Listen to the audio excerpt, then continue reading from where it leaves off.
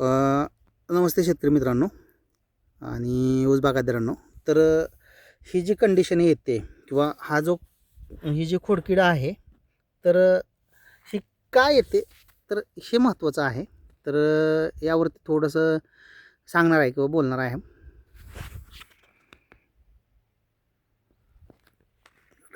काय अडचण नाही. तर या ठिकाणी आपण ऊस शेतीमध्ये सगळ्यात महत्त्वाचं जमिनीमध्ये खतं देताना ही जी ही दिसत आहेत तुम्हाला, ही चुनखडी आहे. तर अशा शेतजमिनीमध्ये आपण मागे फलटण तालुक्यामधला आपला एक व्हिडिओ आहे. तर यामध्ये शक्यतो खतांचं नियोजन करताना थोडंसं प्रिंटेड शेड्यूल न वापरता बेसिकली प्रॅक्टिकली शेड्यूल वापरणं गरजेचं आहे. दुसरी गोष्ट, यामुळे आपल्या ऊस पिकासाठी किंवा कोणत्याही पिकामध्ये जर आपण रासायनिक खतं असतील तर ती दिल्यानंतर ती आपटेक होत नाहीत. दुसरी गोष्ट, वाढीवरती परिणाम होतो, हा चुनखडीमुळे होतो. दुसरी गोष्ट, आत्ता हा तुम्हाला दाखवलेला हा जो खोडकिडीचा प्रकार आहे, हा हे पहा इथं पण आहे. तर ह्या ओळखण्याच्या सिम्पटम्स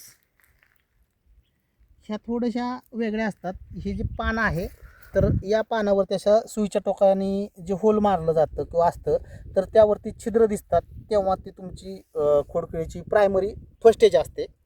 आणि त्यानंतरनं या ठिकाणी आपल्याला हे जो मेन गाभा आहे हा जळतो, म्हणजे खोडकिडीमुळे वाळीमुळे खाल्ला जातो आणि तो करपला जाल्यानंतर ह्याची वाढ थांबते.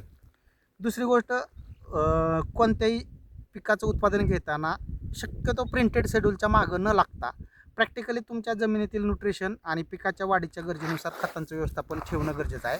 तुमचं फळबाग असू द्या, ऊस शेती असू द्या, तुमचं भाजीपाला शेती असू द्या, केळ्या असू द्या, द्राक्ष असू द्या, यामध्ये प्रिंटेड शेड्यूलपेक्षा तुम्ही शक्यतो प्रॅक्टिकली तुमच्या पिकाच्या वाढीच्या गरजेनुसार वेगवेगळ्या खतांचं न्यूट्रिशन हे करणं गरजेचं आहे.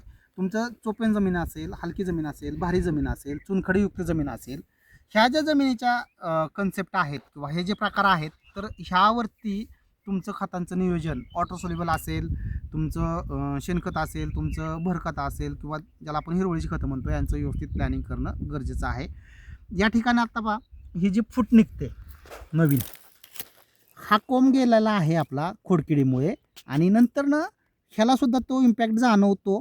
मग त्यामुळं सुरुवातीपासून यावरती स्प्रे शेड्यूल तुमचं बायोलॉजिकलमध्ये घ्या, केमिकलमध्ये घ्या, तो विषय वेगळा राहतो. आणि शक्यतो आत्ता ऊस तोडीचा हंगाम साधारणपणे 20 मार्चपर्यंत महाराष्ट्रामध्ये कंप्लीट झालेला आहे. तर याच्यावरती आधारित म्हणजे आता ज्यांचं कोडवा पीक आहे त्यांना ह्या खोडकिडीचा प्रादुर्भाव जास्त जाणून येणार आहे. 35° सेल्सिअसच्या पुढं टेम्परेचर असताना तुम्हाला खोडकिडीचा प्रादुर्भाव दिसून येणार आहे. तर त्यामुळे त्यावरती तुम्ही स्प्रे शेड्यूल तुमचं ठेवणं गरजेचं आहे. पाण्याचं देण्याचं जे प्रमाण आहे तुमचं, ड्रिपचं असेल किंवा फ्लड पाणी असेल, तर ते तुमच्या जमिनीच्या प्रकारानुसार 8-10 दिवसानं, 15 दिवसानं, जसा जमिनीचा प्रकार आहे तसं तुम्ही पाणी देणं गरजेचं आहे. ड्रीप असेल तर तुम्ही 4थ्या-5व्या दिवशी पाणी देऊन, थोडंसं उन्हाळ्यामध्ये किंवा 8व्या दिवशी पाणी देऊन तुमच्या जमिनीच्या प्रकारानुसार ओल ही प्रॉपर ठेवणं गरजेचं आहे. हे सगळ्यात महत्त्वाचं आहे, कारण पीक ट्रेसमध्ये जातं. कारण या कंडिशनला ऊस पिकामध्ये असेल किंवा इतर पिकांमध्ये पाण्याचं बाष्पीभवन टेम्परेचरमुळे जास्त प्रमाणात होतं. त्यामुळं पाणी हे वनस्पतींच्या वाढीसाठी म्हणजे न्यूट्रिशन अपटेकिंग करणं आणि त्यांना सर्वाइव्ह होण्यासाठी, म्हणजे तग धरून राहण्यासाठी पाण्याची तुमची कॅपॅसिटी जे म्हणतो आपण, ती स्टेबल ठेवणं गरजेचं आहे. कारण जेव्हा तुमचं केशक कारखान्याचं पाणी पिकांना चांगलं मिळतं, तर ते पाणी पिकांना उपलब्ध होणारं पाणी असतं. पण गुरुत्वाकर्षणाचं जे पाणी असतं किंवा ज्याला आपण विल्टिंग पॉईंट म्हणतो, की जे पीक आपल्याला सुकलेलं दिसतं, तर ते विल्टिंग पॉईंटचं पाणी झालं. ते पाणी पिकांना उपलब्ध होत नाही. तुम्हाला दिसतं पाणी, पण ते मुळांच्या कार्यक्षेत्रात नसतं आणि ते नसल्यामुळं तुम्हाला पीक उन्हामध्ये सुकलेलं दिसतं. तर ह्या सगळ्या गोष्टी अशा आहेत की शेती करताना सगळ्यात महत्त्वाचं पाणी व्यवस्थापन हे महत्त्वाचा घटक आहे. तोही तुमच्या जमिनीच्या प्रकारानुसार हे सर्व एकत्रित सांगितलेलं आहे. थोडंसं सायंटिफिक आहे, फक्त तुम्हाला सांगताना ग्रामीण भाषेमध्ये सांगितलेलं आहे. कारण त्याचा उद्देश एकच आहे की शेतकऱ्यांना समजावं. कारण तुम्हाला ग्रॅव्हिटेशनल वॉटर किंवा तुमचं केशाकर्षणाचं पाणी काय आहे हे प्रकार समजण्यापेक्षा, जे तुमच्या पीक तुम्हाला तजेलदार दिसतंय उन्हामध्ये, 31-35 सेल्सिअस टेम्परेचरला, 38 सेल्सिअस टेम्परेचरला पीक सुकल्यासारखं दिसत नाही, तर तुमच्या पाणी देण्याची व्यवस्थित मेथड किंवा व्यवस्थित पाणी प्रमाण तुमचं आहे, ज्यावेळी तुम्हाला ऊस किंवा इतर पिकं भाजीपाला पिकं सुकलेली दिसतील तर त्यावेळेस तुम्ही तुमचं पाण्याची पातळी किंवा पाण्याचा जो फ्लो आहे 4 तास 3 तास 2 तास तो तुमच्या जमिनीच्या प्रकारानुसार ठेवणं गरजेचं राहणार आहे. तरच तुम्हाला तुमचं पीक चांगल्या रीतीनं सक्षम आणि निरोगी वाढवण्यासाठी मदत होणार आहे.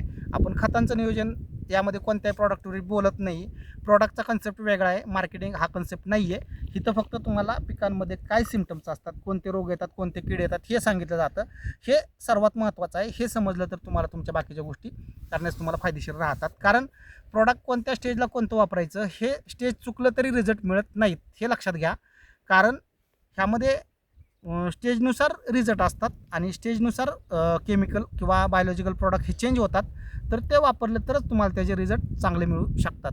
हेच या व्हिडिओमधून सांगण्याचा उद्देश आहे. आणि ऊस पिकामध्ये सर्वात महत्त्वाचं आपला जे जुने व्हिडिओ आहेत यूट्यूबला आहे, फेसबुकला आहेत, तर ते पाहून घ्या. आपण ह्याच अशाच प्रकारच्या चुनखडीच्या जमिनीमध्ये, दलदलीच्या जमिनीमध्ये जिथं 4-4 महिने पाणी राहतं त्या ठिकाणी आपण खोडवा पिकाचं 60 टन ॲव्हरेज उत्पादन काढून दिलेलं आहे. तोही व्हिडिओ तुम्ही पाहू शकता. धन्यवाद शेतकरी मित्रांनो.